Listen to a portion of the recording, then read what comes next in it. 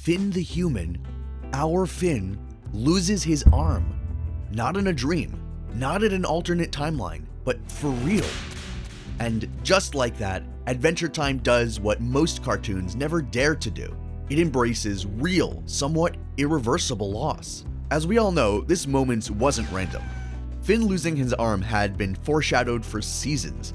From cryptic prophecies to alternate realities, the show had been building up to this moment all along. The real question is, why? Why did Adventure Time make this such an important part of Finn's destiny? And what does the symbolism in Finn losing his arm really teach us?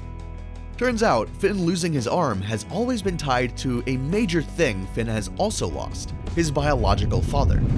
For most of the series, Finn assumes that he was abandoned as a baby and raised by Jake's parents simply because his real parents were gone. He doesn't dwell on it much. He has a loving home, an amazing brother, and a kingdom to save every other week. But in Season 5's episode Billy Bucket List, everything changes. As Finn completes the final wish on Billy's bucket list, the fallen hero's spirit appears and drops a bombshell revelation. You must go to the Citadel.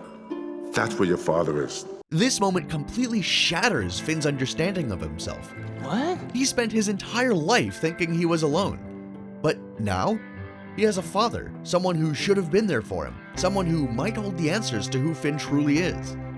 So, like the hero he is, Finn does what he always does. He goes off looking. But what he finds? It's not what he expected. In Season 6, Finn travels to the Citadel, a prison for the universe's worst criminals. And unbeknownst to him, his father Martin is one of them. When Finn arrives, he expects a heartfelt moment, a sense of belonging, and answers about his past. But instead, he's met with a paradox he wasn't ready for. Do you think maybe he's a criminal too? It hadn't even crossed his mind yet that his father too could be a criminal, giving him doubts about his decision to go there. Maybe we shouldn't even have come here. What? Before he can really question it, the crystal his father is trapped in starts melting. Hey, kid! Hey, do me a favor, get me out of here, huh?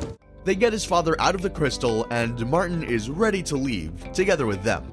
Now, where'd you guys park your star skipper? Now, they don't have a star skipper, but what they do have is some exciting news. Ahem. I said, Finn's your son. He came a long way to meet you. Son? Oh, hey, good for you, kid. In other news, I still gotta get out of here and the ground is melting. At that moment, everything changes. Instead of the loving, wise mentor Finn was hoping to find, Martin is a selfish, manipulative con man who has no interest in reconnecting with Finn. The moment he learns that Finn is his son, his plan to escape together fades. He's just looking to get out even faster than before. But Finn still clings to hope. Hope that after all this time, he can get an explanation for everything, allowing him to piece his whole life together. It's why he even helped steal his dad's leg as he got hit by a laser from one of the Guardians. And as a thank you, he's not even allowed to call his dad, Dad. Dad? Martin! Okay, Martin. We need to talk. As soon as he helped heal the leg of his father, he went for the Adventure Time equivalent of getting milk. How about it, Martin? Dad? I gotta run to the store! Before Finn even processes this devastating rejection, the situation spirals even further out of control. The Citadel is breaking apart. The guardians of the prison, powerful, monstrous creatures, start to collapse as the structure begins crumbling. Finn tries one last time to convince Martin to stay with him. Dad, wait! But Martin? He turns his back on Finn, leaping away on a floating chunk of crystal. And Finn? He's trying to catch up with him, to no avail. Chew faster, that guy's really moving. Jake sees what's happening. He's watching his little brother exhaust himself trying to hold on. And he knows what's coming. Finn, let's go! He's not worth it! But Finn won't let go. He can't. Because to Finn, letting go means accepting that Martin isn't the father he always wanted. And he's not ready to do that. So he holds on harder. And that's when Finn's right arm, infused with the cursed grass sword, reacts to his desperation. The vines wrap around the shard, growing rapidly, twisting and expanding. Finn screams as his arm bursts out of his clothes, mutating into a massive, thorny, grassy limb. For a moment, it seems like this extra strength might even save him. Maybe he can hold on. Maybe he can stop Martin. But then... Gross. Pedal to the metal! The Voidcaster expands the portal, pulling the crystal into another dimension, and the force, it's too much.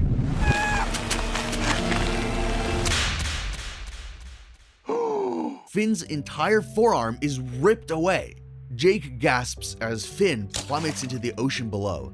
Martin, he doesn't even notice. Just like that, Finn has lost a part of himself forever. He sinks into the crystal sea, motionless. The blood of the Citadel Guardians mixes with the water, and for a brief second, something strange happens. A small flower blooms from the wound where his arm once was. Jake pulls in from the ocean and onto the small island, trying to reassure him. It'll be okay, dude. But Finn doesn't respond. He just sits there, staring at his missing arm. Because this isn't just about the pain. It's about what this means. His father, the man he fought so hard to find, to hold on to believe in, didn't just emotionally leave him behind. He also took a physical part with him. Finn always thought he could fix anything if he just tried hard enough, but now he's powerless. For the first time in his life, he gave everything, his strength, his anger, his desperation, and it still wasn't enough.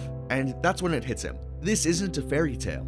The world doesn't reward effort with happy endings. Sometimes, no matter how hard you fight, you just lose. Some people walk away. Some things break and stay broken. And some wounds, they never heal. But Finn doesn't want to face that, not yet. So he does what he always does. He moves on, or at least he tries, but pretending doesn't fix anything. And in the next 2 episodes in this arc, we see exactly what happens when someone runs from their pain instead of facing it.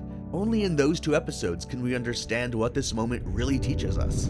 After the events in the Citadel, we see Finn's inability to cope with the loss of his arm. He's always been someone who fixes things, who keeps moving forward, but now there's nothing to fix.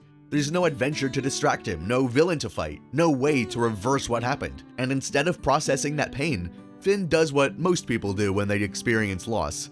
He goes through the 5 stages of grief. The first 3 stages, they happen in the tower, and the last 2, those come in breezy. At first, Finn refuses to accept what happened. He acts like losing his arm is no big deal, just replacing it with a candy arm. But it's all an act.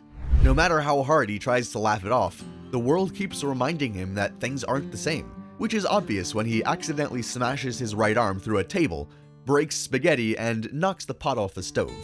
Yet, he knows exactly who's to blame. Thanks a lot, Dad! Jake tries to give him some advice. But they're throwing you off your game. You gotta go at your own pace. If you listen deep in your melon heart. But his advice is exactly when Finn's denial starts to crack, and something much darker takes its place. My melon wants to punch my dad in the face and steal his arm. Finn wants revenge. The only way he can think of is by reaching his dad in outer space. And outer space? That's up in the sky. Fast forward later that day, and Finn discovers something strange. A floating, glowing arm emerges from his missing limb. A new power. And for the first time, Finn knows exactly what to do with it. He builds a massive tower that stretches into the sky, growing higher and higher, leading to one place, Martin. On ground level, PB and Jake discover a note on the tower. Look, it was taped to the tower. Jake, I'm going to space to punch my dad, steal his arm. Back soon. But Finn doesn't care what PB and Jake think. He knows what he has to do. He's gonna find his father, and he's going to take his arm as payback. His pain, his anger, his betrayal. He's going to make Martin feel all of it. But anger is only one piece of grief. The next stage, it's even more dangerous. As Finn ascends the tower, at some point he meets Carol, a cloud person who shares her own story of transformation and avoidance. No. Listen, you have to stop obsessing about revenge. Be like me and run away. But it isn't until oxygen levels start depleting that we see Finn fainting away to the next stage of grief. When he wakes up again, he's somewhere else. The room is light, metallic, quiet. Then, in the next room, he sees him. Martin. This is it, the moment he's been waiting for. His telekinetic arm pulses, crackling with energy, with hate, with everything he's been holding in. And he hits Martin as hard as he could. Martin flies across the room, so Finn takes his chance. With his fingers gripping around Martin's arm, he pulls and pulls, but then he sighs and sits back down.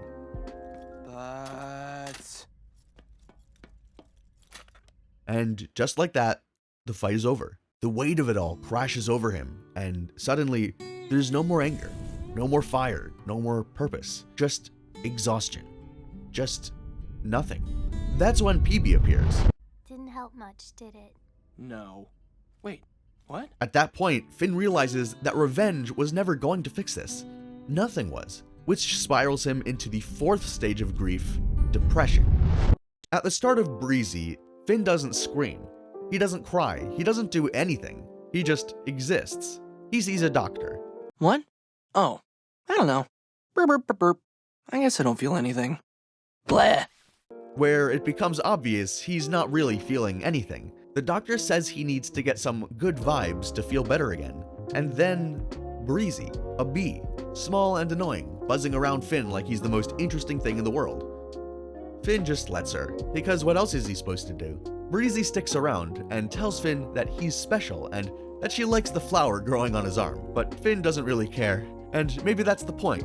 He lets her follow him around. He lets himself get swept up in distractions, parties, kisses, noise, anything to drown out the emptiness.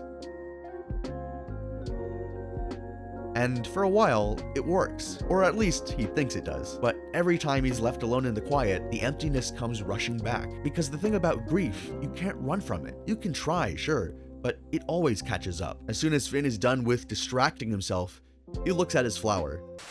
How's it going, guy? Is any of this helping?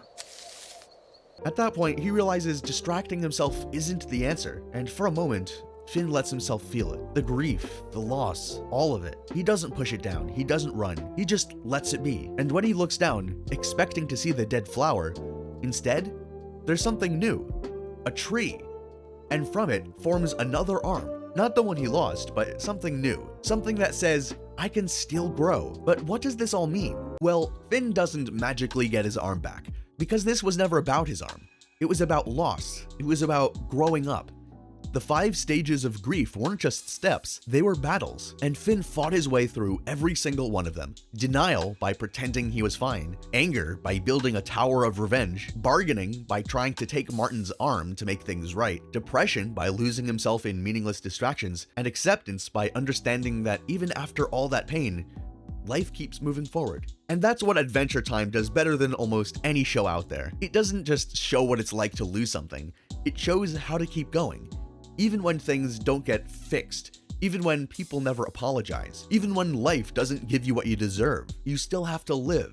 Every ending is a new beginning. Just like Finn, you just have to embrace change and find peace in the natural progression of life. And Finn, he finally understands that, because even after everything, there's still a future ahead, and he's still here to see it. Now, I know there are many different interpretations to the character arc of Finn losing his arm out there, and the Breezy episode is probably the most controversial one in that as well.